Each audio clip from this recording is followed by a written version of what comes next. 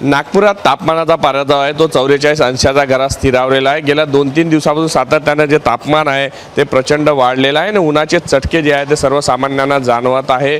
याचबरोबर नागपुरात मोठ्या प्रमाणात जे आहे गणेश भक्त जे आहे ते टेकडी गणेश मंदिरावर येत असतात। त्यांच्या सुविधेसाठी खरं तर या ठिकाणी जे आहे मिस्ट लावण्यात आले, जेणेकरून दर काही मिनिटाला सेकंदाला जे आहे पाण्याचे फवारा जो आहे तो सोडला जातो। त्यामुळे या भागातलं टेम्परेचर जे आहे ते 2 ते 3 अंशांना सामान्य तापमानापेक्षा जे आहे कमी होत असतं आणि अशीच परिस्थिती जी आहे ते शहरातील इतर भागांमध्ये सुद्धा पाहायला मिळतात। तापमान प्रचंड वाढलेलं आहे, चटके लागत आहे, लाही जीव करत आहे। त्यामुळे कुठेतरी भाविकांना मंदिरात येताना त्या सगळ्या गोष्टीचा त्रास होऊ नये याची सगळी जी खबरदारी आहे ते गणेश टेकडी जे आहे ट्रस्टच्या वतीने घेतली जातात। यासाठीच अशा पद्धतीची सोयी सुविधा जी आहे ती केली जात आहे। दरवर्षीप्रमाणे खरं तर उन्हाळ्यातलं तापमान जे जास्त असतं त्यामुळे दरवर्षी जे लावण्यात येतं यावर्षी सुद्धा लावण्यात आलं आहे।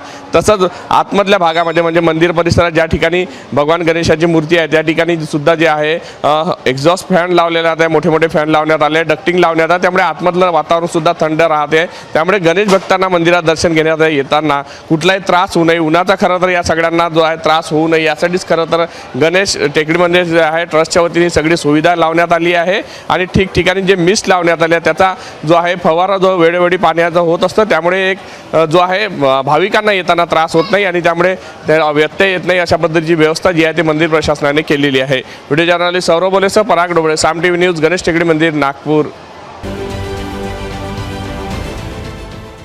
देश विदेशातील प्रत्येक घडामोडींचे लाईव्ह अपडेट मिळवण्यासाठी आता साम टीव्हीच्या सर्व सोशल मीडिया प्लॅटफॉर्मला लाईक, फॉलो आणि सबस्क्राईब करा। तसंच सर्व नोटिफिकेशनसाठी बेल आयकॉन प्रेस करायला विसरू नका।